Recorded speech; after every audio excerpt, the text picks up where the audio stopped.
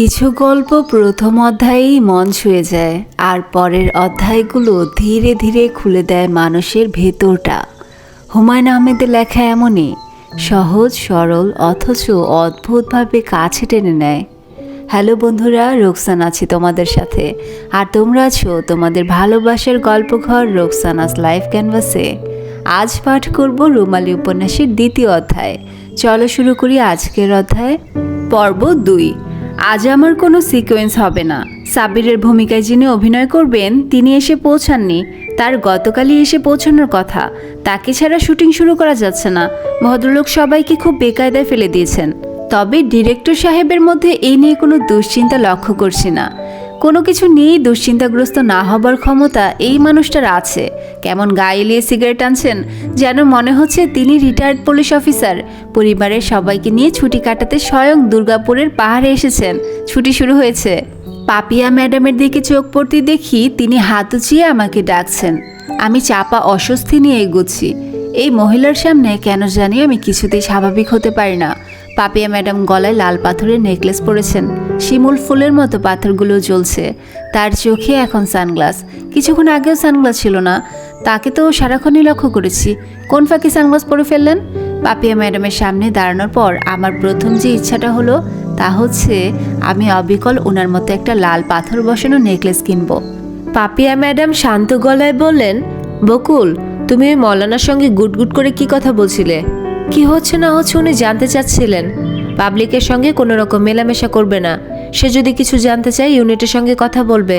তোমার ফরফর করে এত কথা বলার কি দরকার? আমি তোমার ভালোর জন্যই বলছি।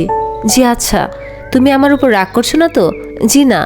শো বিজনেসে যারা থাকে তাদের সবার উচিত মানুষের কাছ থেকে একটু দূরে থাকা। লোকজন আসবে, নানান কথা তোমাকে জিজ্ঞেস করবে, তুমি খোলা মনে উত্তর দেবে। তারপর সেগুলো ফুলিয়ে ফাঁপিয়ে অন্যদের বলবে। মৌলানা সাহেবকে আমার খুব কনসপিকিয়াস মনে হচ্ছে। মৌলানা মানুষ, তিনি থাকবেন মসজিদে, শুটিং স্পটে কেন? মঈন সাহেব হাসি মুখে বললেন, মানুষের স্বাভাবিক কৌতূহল। বেচারা মৌলানা বলে তার কৌতূহল থাকবে না? পাপিয়া ম্যাডাম খুব ঝাঁজের সঙ্গে বললেন, প্লিজ দয়া করে তুমি আহ্লাদি ধরনের কথা বলবে না। মৌলানাকে বেচারা বলছো কেন? বেচারা ডেফিনেশন কি? মঈন সাহেব বেচারা ডেফিনেশন শুরু করলেন, আর আমি আশ্চর্য হয়ে ভাবলাম ব্যাপারটা কি? পাপিয়া ম্যাডামই নাকি তুমি তুমি করে বলছেন কেন? তাকে ডিরেক্টর সাহেবের সঙ্গে যতবার কথা বলতে শুনেছি ততবারই আপনি বলতে শুনেছি। আজ হঠাৎ তুমি কেন? পাপিয়া শোনো, বেচারা মানে হচ্ছে নেইচারা। বে হলো নেই, কাজেই বেচারা। নেইচারা, চারা হলো চারা গাছ, অর্থাৎ যার শিকড় আছে। গাছ নেই মানে শিকড়ও নেই, কাজেই বেচারা অর্থ দাঁড়াচ্ছে শিকড়হীন মানুষ। পাপিয়া ম্যাডাম কঠিন গলায় বললেন, মঈন ভাই শুনুন, যা কিছু একটা লজিক দাঁড়া করালে তো হয় না। লজিক ব্যাপারটাকে আপনি খেলা করে ফেলছেন। তাই নাকি? হ্যাঁ তাই। আমি আপনার লজিক খেলা দেখতে দেখতে ক্লান্ত। এবার ক্ষান্ত দিন, অনেক তো হলো। তুমি দেখি সত্যি সত্যি রাগ করছো। শোনো পাপিয়া, আমি আসলে রসিকতা করছিলাম। তুমি মনে হচ্ছে আজকাল রসিকতাও নিতে পারছো না। তোমার কি শরীর খারাপ? হ্যাঁ, আমার শরীর খারাপ। পাপিয়া শোনো, তুমি একটা কাজ করো, নার্ভ রিল্যাক্স করে এই জাতীয় 2টা ট্যাবলেট খেয়ে শুয়ে থাকো, বিশ্রাম নাও। আজ তোমার কোনো শট হবে না। পাপিয়া ম্যাডাম সঙ্গে সঙ্গে উঠে দাঁড়ালেন। দুজনের কথা কাটাকাটির মধ্যে পড়ে আমি খুব বিব্রত বোধ করছি। পাপিয়া ম্যাডাম এখন অবশ্য ডিরেক্টর সাহেবের সঙ্গে আপনি আপনি করে কথা বলছেন। মনে হয় ওনার শরীর আসলে ভালো না। কখন আপনি বলছেন, কখন তুমি বলছেন বুঝতে পারছেন না। উনি দ্রুত পা ফেলে এগোচ্ছেন। আমি যাচ্ছি তার পেছনে পেছনে। আমার কেন জানি মনে হচ্ছে উনি এখনই বলবেন, এই মেয়ে, তুমি আমার পেছনে পেছনে আসছো কেন? আমি কেন ওনার পেছনে পেছনে যাচ্ছি তাও বুঝতে পারছি না। রেগে যাওয়া মানুষের সঙ্গে থাকতে নেই। রেগে যাওয়া মানুষ তার রাগ চারিদিকে ছড়িয়ে দেয়। আমি জানি কিছুক্ষণের মধ্যেই ওনার রাগের খানিকটা আমার উপর এসে পড়বে। বকুল, জি? তোমার মা তোমাকে বকু ডাকে কেন? আদর করে ডাকেন, বকুল থেকে বকু। এইসব আদর ভালো না। তুমি শো বিজনেসের মেয়ে, তোমার নাম লোকের মুখে মুখে ফিরবে। এইখানে বকু আবার কি? তাছাড়া বকুল নামটা তো ভালো না। শো বিজনেসের নাম হবে ফ্লাওয়ারি। বকুল ফুলের নাম হলেও ফ্লাওয়ারি নাম না। তোমার আর কোনো নাম নেই? আমার ভালো নাম মালিহা রুমালি। রুমালি নামটা তো বেশ ইন্টারেস্টিং, তবে মালিহা না। মা দিয়ে যেসব নাম শুরু হয় তার কোনোটাই আমার ভালো লাগে না। সেই সব নামে মামা গন্ধ থাকে। শো বিজনেসের মেয়েদের নামের মামা গন্ধ থাকা ঠিক না। রুমালি নামটা অবশ্য ভালো। রুমালি নাম আমার বাবা রেখেছিলেন। ভালো কথা মনে করেছো। তোমার বাবা প্রসঙ্গে একটা কথা বলি। কথাটা তোমার বাবা প্রসঙ্গে না, তোমার মা প্রসঙ্গে। তুমি এই বাবার কথা বলায় মনে পড়লো। বলুন। তোমার মা সবচেয়ে অপছন্দের যেটা করেন সেটা হচ্ছে দুঃখের কাঁদনি শুরু করেন। তোমার মার কাছ থেকে এই পর্যন্ত 3বার আমি শুনেছি তোমার বাবা তোমাদের ছেড়ে চলে গেছেন। তোমরা কি ভয়ঙ্কর কষ্টের মধ্যে পড়েছিলে, খেয়ে না খেয়েছিলে। সবাইকে এইসব বলে বেড়ানোর অর্থ কি? এটা তো কোনো আনন্দের ঘটনা না যে পৃথিবী শুধু সবাইকে জানাতে হবে। সহানুভূতি পাবার জন্য বলা? সহানুভূতির দরকার কি? আর শোনো রুমালি, মানুষ সহানুভূতির বস্তা খুলে বসে নেই যে দুঃখের কাঁদুনি শুনলেই সহানুভূতির বস্তা থেকে 5 কেজি সহানুভূতি দিয়ে দেবে। সহানুভূতি হচ্ছে খুবই ফাইনাল ফিলিংস। একমাত্র মহাপুরুষদের মধ্যেই এই ফিলিংস আছে। বুঝতে পারছো কি বলছি? জি। তুমি কি তোমার মাকে খুব পছন্দ করো? জি। তোমাকে জরুরি একটা কথা বলি, কাউকে খুব বেশি পছন্দ করবে না। খুব বেশি পছন্দ করলে কি হয় জানো? জি না। খুব বেশি পছন্দ যাকে করবে সে তোমাকে গ্রাস করে ফেলবে। কখন যে গ্রাস করবে তুমি বুঝতেই পারবে না। মানুষের মধ্যে আছে ঝিনুক স্বভাব। ঝিনুক কি করে? মুখ খুলে হা করে থাকে। ধরা যাক তুমি একটা ঝিনুককে খুব বেশি পছন্দ করে ফেললে, তুমি তখন কি করবে? তার পেটের ভেতর গিয়ে গুটিসুটি মেরে শুয়ে পড়বে। অমনি ঝিনুক তার ডালা বন্ধ করে ফেলবে।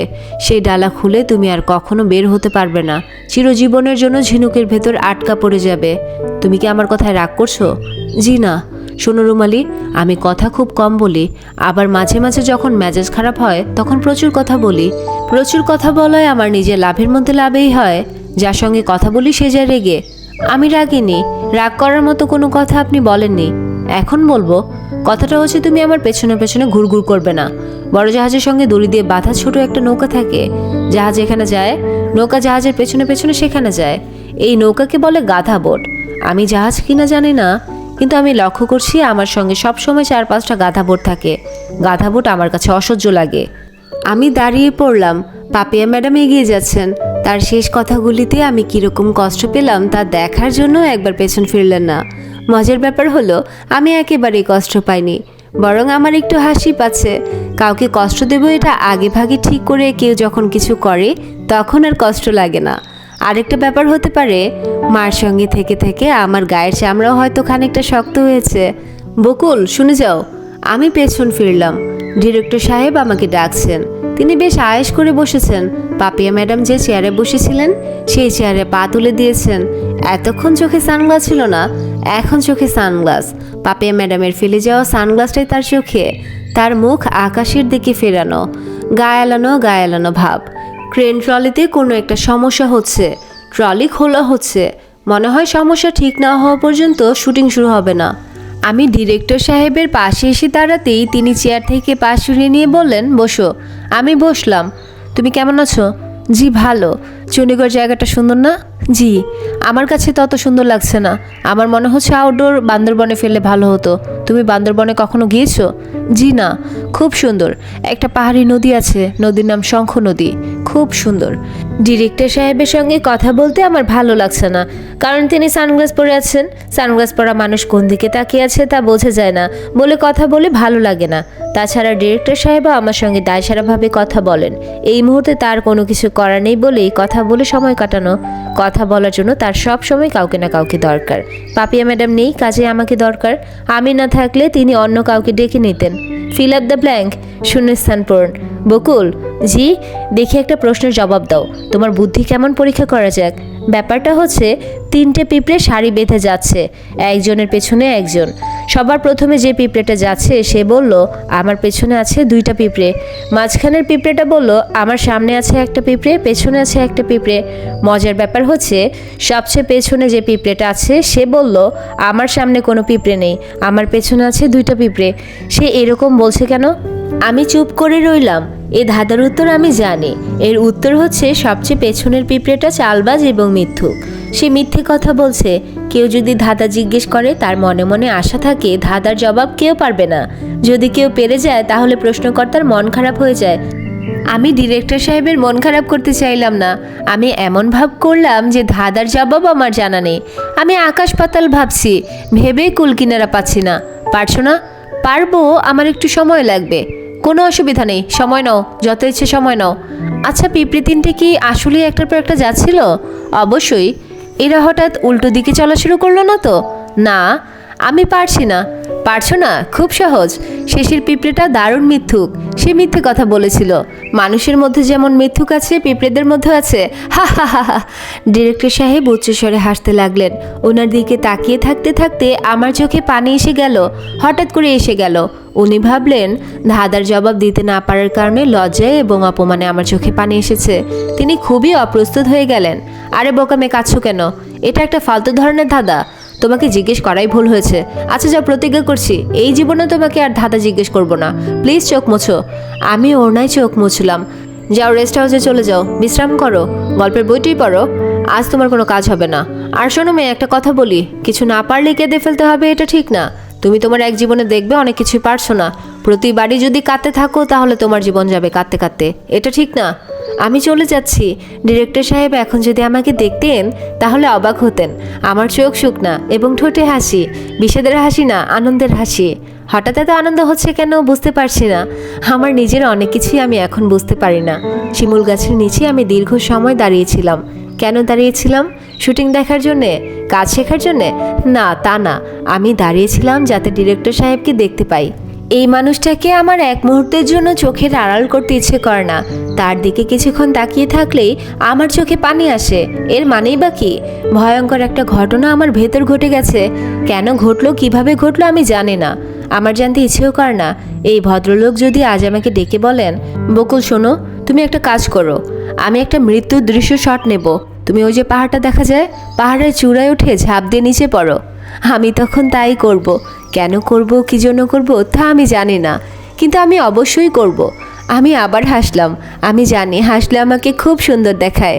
আমি কি কখনো আমার হাসি ওনাকে দেখাতে পারবো? না, পারবো না। কারণ আমি তাকে কিছু দেখাতে চাই না। আমি কাউকেই কিছু দেখাতে চাই না, নিজেকেও না। আমি নিজেকে নিজের কাছ থেকে আড়াল করে রাখতে চাই। রোদ আরও বেড়েছে, চারিদিক ঝকঝক করছে। গল্প উপন্যাসে মাটির গন্ধের কথা পড়েছি। এখন আমি মাটির গন্ধ পাচ্ছি, কড়া গন্ধ। এই গন্ধে ঝিম ধরানো ভাব থাকে। কিছু গন্ধ থাকে যা গায়ে মাখতে ইচ্ছে করে। মাটির গন্ধ হলো সেই রকম গন্ধ। ফুলের গন্ধ গায়ে মাখতে ইচ্ছে করে না, সুন্দর কোনো কৌটায় জমিয়ে রাখতে ইচ্ছে করে। আমি এলোমেলো পা ফেলে হাঁটছি। আমার মা বোধহয় এখনও জানেন না যে আমি রোদের মধ্যে হাঁটছি। জানতে পেলে ছুটে আসতেন। গ্রামে আমার এই প্রথম আসা। যা দেখছি তাই ভালো লাগছে। মুগ্ধ হয়ে একটা বড়ই গাছের সামনে দাঁড়ালাম। বড়ই গাছ তো কতই দেখেছি, বড়ই গাছ দেখে কখনো মুগ্ধ হইনি। এই গাছ দেখে মুগ্ধ হচ্ছি, কারণ পুরো গাছ সোনালি রঙের চাদর দিয়ে ঢাকা। খুব সরু সোনালি লতা গাছটাকে ঢেকে ফেলেছে। রোদের আলোয় ঝলমল করছে। ক্যামেরার সঙ্গে থাকলে ছবি তুলতাম। ক্যামেরার সঙ্গে নেই, মার ব্যাগে আছে। ছোট ভিভিটার ক্যামেরা হ্যান্ডব্যাগে ঢুকিয়ে রাখা যায়। ছোট্ট হলেও দামি, খুব ভালো ছবি ওঠে। এই ক্যামেরাও মার উপার্জন। তিনি একদিন বাবার কাছে গিয়ে বললেন, পরশু তোমার মেয়ের জন্মদিন, সে 16 বছরে পড়লো। এই মেয়ে তো পথে ফেলে দেয়া মেয়ে। তার জন্মদিনে তুমি আসবে এটা আমি ভাবি না। তোমাকে আসতেও বলবো না। তোমার মেয়ে তোমার কাছে একটা উপহার চেয়েছে, তাকে তুমি একটা দামি ক্যামেরা দেবে, অটোমেটিক ক্যামেরা। তোমার কাছে তো মেয়ে মুখ ফুটে কোনোদিন কিছু চায়নি, এই প্রথম চাচ্ছে। তুমি কিনে এনে রাখবে, আমি কাল এসে নিয়ে যাব। বাইতুল মোকাররমের দোকানে পাওয়া যায়, দেখে শুনে কিনবে। সেকেন্ড হ্যান্ড যেন না হয়, সিঙ্গাপুর মেড না, জাপান মেড। বাবা ক্যামেরা কিনে দিলেন। মা ঝলমল মুখে ক্যামেরা নিয়ে এলেন। আমি মাকে বললাম, ক্যামেরা ভিক্ষা চাইতে তোমার লজ্জা লাগলো না মা? মা বিস্মিত হয়ে বললেন, লজ্জা লাগবে কেন? তুই তার মেয়ে না? নাকি আমি অন্য মানুষের সঙ্গে শুয়ে শুয়ে তোকে পেটে এনেছি? ছি মা, এইসব কি ধরনের কথা? তুই যে ধরনের কথা বলিস তার উত্তরে এইসব কথাই বলতে হয়। আমাদের যা দরকার আমরা আদায় করে নেব, ছলে বলে কৌশলে যেভাবে পারে আদায় করব। এই ক্যামেরা আমি নেব না মা। নিতে না চাইলে নিবি না, আমার কাছে থাকবে। তোর নাটক টাটকের রেকর্ডিং যখন হবে তখন এই ক্যামেরায় আমি তোর ছবি তুলব। এই ক্যামেরায় আমি কোনোদিন আমার ছবি তুলতে দিব না। না দিলে না দিবি। মা খুব আনন্দিত। আমার কঠিন কথাতেও তার আনন্দের কোনো কমতি হলো না। তিনি হাসি মুখে ক্যামেরা গুছিয়ে রাখলেন। বুঝতে পারছি জিনিসটা তার খুব পছন্দ হয়েছে। আমার যখন কোনো রেকর্ডিং থাকে মা হাসি মুখে ক্যামেরা নিয়ে উপস্থিত হন। আশেপাশে কে আছে না আছে কোনো খেয়াল না করে বলেন, দেখি বকু আমার দিকে তাকা, মুখটা হাসি হাসি কর। ও মা, ঠোঁটটা আরেকটু ফাঁক কর। এত অল্প ফাঁক না, দেখি চুলগুলো সামনে এনে দে না। ওহো, ডান দিকে না বাম দিকে। মুখটা একটু উঁচু কর। চোখে আলো পড়ছে না, চোখ অন্ধকার অন্ধকার লাগছে। হয়েছে, এখন বল চিজ। আমি বলি চিজ। মানুষ যদি ঝিনুকের মতো হয় তাহলে আমি মায়ের ঝিনুকের ভেতর বসে আছি। মা ডালা বন্ধ করে রেখেছেন। ডালা বন্ধ ঝিনুকের ভেতরের গরমে আমার অসহ্য বোধ হলেও আমি তো জানি মা ভালোবাসার রসে ডুবিয়ে ডুবিয়ে আমাকে মুক্তা বানানোর চেষ্টা করছেন। পরিপূর্ণ মুক্ত হবার পর ঝিনুক কী করে? ঢালা খুলে মুক্তা উপরে ফেলে দেয়, নাকি চিরজীবন বুকের ভেতর ধরে রাখে? কি দেখছেন? আমি চমকে তাকিয়ে দেখি সেলিম ভাই। আমাকে প্রশ্নটা করে তিনি নিজেই যেন লজ্জায় মরে যাচ্ছেন। সেলিম ভাই আমাদের ইউনিটের সঙ্গে আছেন। তার কাজটা কি তা এখনও জানি না। তিনি অভিনেতাদের কেউ না, কারণ তিনি শিল্পীদের সঙ্গে থাকেন না বা শিল্পীদের সঙ্গে খেতেও বসেন না। তিনি থাকেন ইউনিটের লোকদের সঙ্গে, খাওয়া দাওয়াও তাদের সঙ্গে করেন, তবে ইউনিটের কোনো কাজ করেন না। খুবই বিব্রত ভঙ্গিতে ঘুরে বেড়ান, যেন সিনেমার দলের সঙ্গে ঢুকে পড়ে খুব লজ্জায় পড়েছেন। আমি সেলিম ভাইয়ের দিকে তাকিয়ে হাসি মুখে বললাম, বড়ই গাছটা কেমন সোনালি চাদর গায়ে দিয়ে জড়সড় হয়ে আছে, তাই দেখছি। খুব সুন্দর না? জি সুন্দর। এই লতাটার নাম স্বর্ণলতা। আপনি কি খুব গাছগাছরা চেনেন? গ্রামের ছেলে তো, গাছ চিনব না কেন? আপনি গ্রামের ছেলে? জি, স্কুল কলেজ সবই গ্রামে। গ্রাম থেকেই বিয়ে পাশ করেছি। এখন কি করছেন? কিছু করছি না। এমএ পড়ার শখ ছিল, টাকা পয়সা নেই, বিয়ে পরীক্ষার রেজাল্টও ভালো হয়নি। এই রেজাল্টে এমএ ক্লাসে ভর্তি হওয়াও সমস্যা। আপনার রেজাল্ট কি? সেকেন্ড ক্লাস, তাও খুব নিচের দিকে। থার্ড ক্লাস হতে হতে হয়নি। সিনেমা দলের সঙ্গে ঘুরছেন কেন? আমি মঈন স্যারের কাছে গিয়েছিলাম একটা চাকরির জন্য। উনি বিখ্যাত মানুষ, ওনার কত জানাশোনা। উনি একটু বলে দিলেই আমার একটা ব্যবস্থা হয়ে যায়, এই আশায় যাওয়া। উনি বললেন আমার সঙ্গে দুর্গাপুরে চলো। চলে এসেছি। ভালো করেছেন। না, খুব ভালো করিনি, এক কাপড়ে চলে এসেছি। এক কাপড়ে এলেন কেন?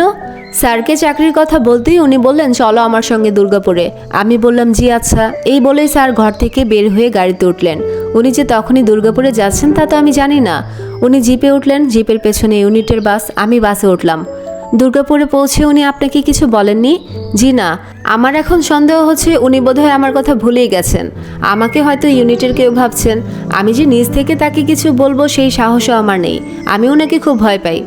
সবাই ভয় পায়, আমিও ভয় পাই। আচ্ছা, আপনি তো গাছপালা খুব চেনেন। এই গাছগুলোর নাম কি? সাদা সাদা ফুল। এই গাছের নাম দলকলস। ফুলে খুব মধু হয়, বাচ্চারা ফুল ছিঁড়ে ছিঁড়ে মধু খায়। সত্যি? হ্যাঁ সত্যি, খেয়ে দেখুন। সেলিম ভাই ফুল তুলে দিলেন, ঠোঁটে লাগিয়ে কিভাবে টানতে হয় দেখিয়ে দিলেন।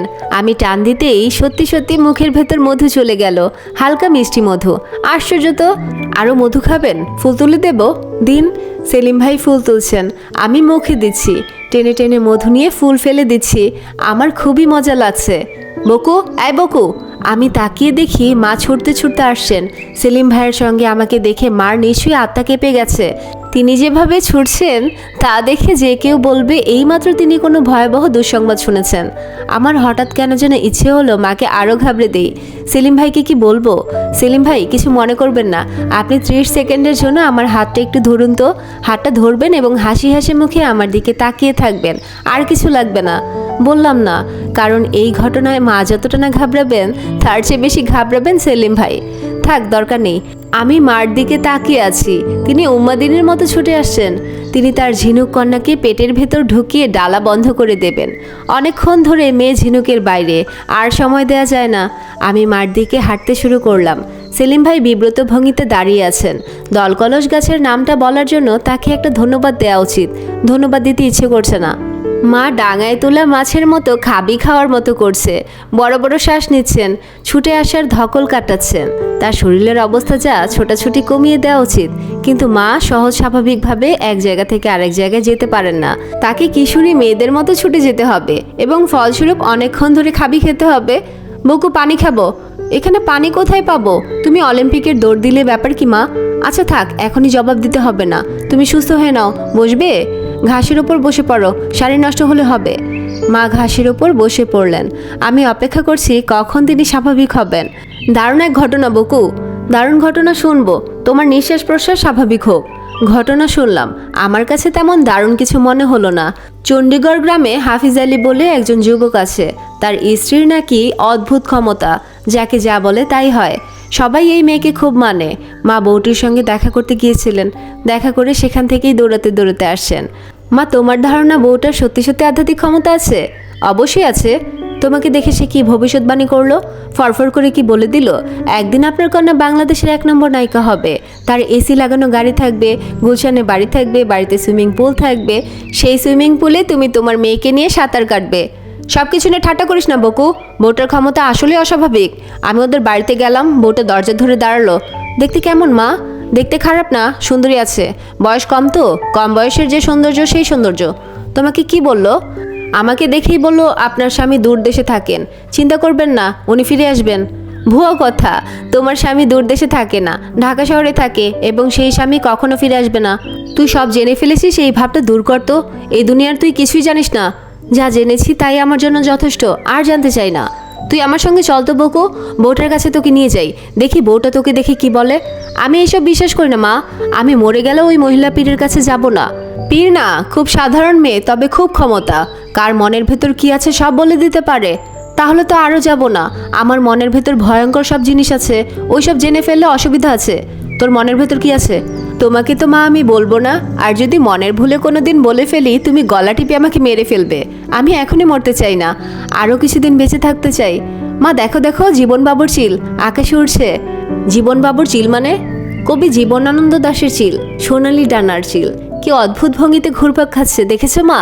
তুই আমার সঙ্গে বউটার কাছে যাবি না? না। এবং আমার একটা উপদেশ শোনো মা, তুমিও যেও না। আগে ভাগে ভবিষ্যৎ জানা খুবই ভয়ঙ্কর ব্যাপার। ভয়ঙ্কর ব্যাপার কেন? তুমি বাবার সঙ্গে সুন্দর কিছু সময় কাটিয়েছো না? তুমি যদি গোড়া থেকে জানতে একদিন বাবা তোমাকে ছেড়ে চলে যাবে, তাহলে কি এত সুন্দর সময় কাটাতে পারতে? তুই বেশি জ্ঞানী হয়ে যাচ্ছিস বকু, এত জ্ঞানী হওয়া ভালো না। আমি আকাশের দিকে তাকিয়ে আছি, আকাশে জীবন বাবুর চিল উড়ছে। কি সুন্দর যে দেখাচ্ছে চিলগুলো। হাই চিল, সোনালি ডানার চিল, এই ভিজে মেঘের দুপুরে। এই ছিল আজকে রুমালি উপন্যাসের 2য় অধ্যায়।